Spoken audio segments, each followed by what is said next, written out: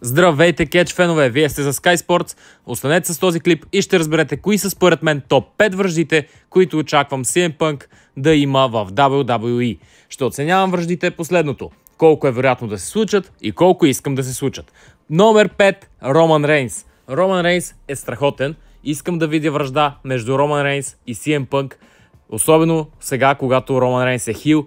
И с сегашния Пънк би било страхотно, има какво да се каже и има как тази вражда да се направи добра. Причината, поради която тази вражда е на 5-та позиция, толкова надолу в класирането, е защото не мисля, че може скоро да се случи. Все пак CM Punk е в Raw, Роман Рейнс се появява доста рядко и то в SmackDown, а и смятам, че двамата имат различни планове до Catchmania. Оттам нататък предполагам, че Роман Рейнс няма да се появява много, но все пак бих искал да гледам такава вражда, затова номер 5 е Роман Рейнс. Номер 4, ледения Стив Остин. Смятам, че тази вражда е също толкова добра, колкото враждата с Роман Рейнс, но предполагам, че би била по-лесна за изпълнение, тъй като вече видяхме веднъж Стив Остин да се завръща. WWE и CM Punk и Стив Остин вече са замислили нещо заедно преди доста време, така че смятам, че има как това да се направи сега. И смятам, че заслужено заема 4-та позиция, тъй като е по-вероятно да се случи, отколкото враждата с CM Punk и Роман Рейнс. Номер 3 отива при Дрю Макинтайр.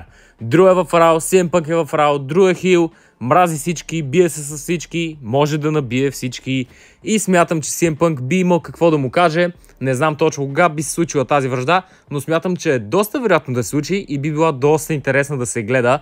Наистина смятам, че хил Дрю, който ще се бъде захлебен с няколко жертви, и CM Punk, който ще бъде захранен с няколко добри победи, биха могли да направят една доста добра вражда и аз бих искал да гледам това. Номер 2 отива при Коди Роудс.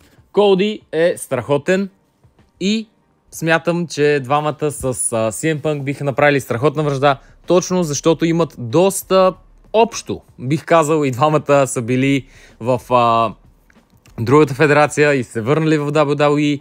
И двамата имат път на реабилитиране. Този на Коди бих казал, че е доста по-лек, защото всички го приеха с отворени обятия, но при CM Punk има и странични причини този път обратно към WWE да не е толкова лесен. Но смятам, че биха могли да направят доста добра вражда, защото имат основа, върху която да стъпят и да измислят нещо страхотно. Другото, очаква се Коди Роудс да мейн евентне втора поред Catchmania и то отново срещу Роман Рейнс, но този път да спечели. Очаква се, или по-скоро му се иска на CM Punk да мейн евентне същата Catchmania. Най-вероятно няма да е срещу Коди или срещу Роман. Предполага се, че ще бъде срещу човека, който е на номер 1 и едва ли изненадва някой от вас.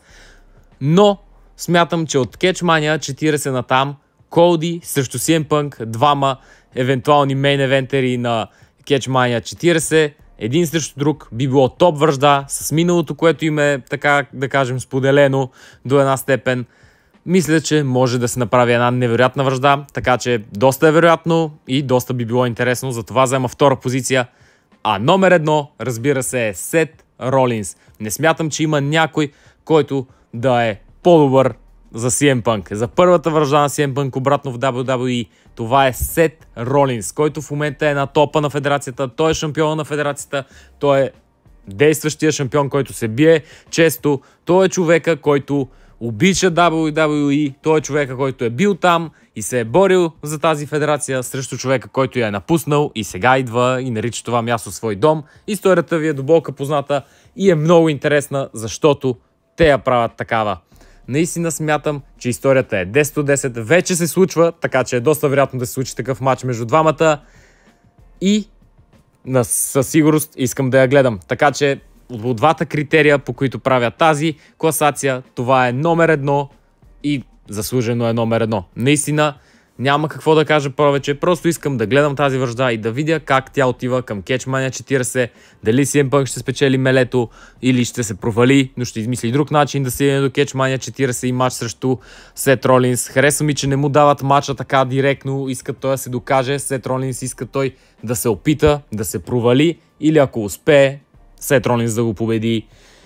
Просто смятам, че всичко върви прекрасно и това е моята топ 5 класация за това, кои ще са евентуалните опоненти на CM Punk. Ако ви е харесала, харесайте клипа, коментирайте с вашите топ 5, кои бихте променили, кой бихте добавили, кой бихте извадили. Ще се радвам да ги видя. Чао и лек ден!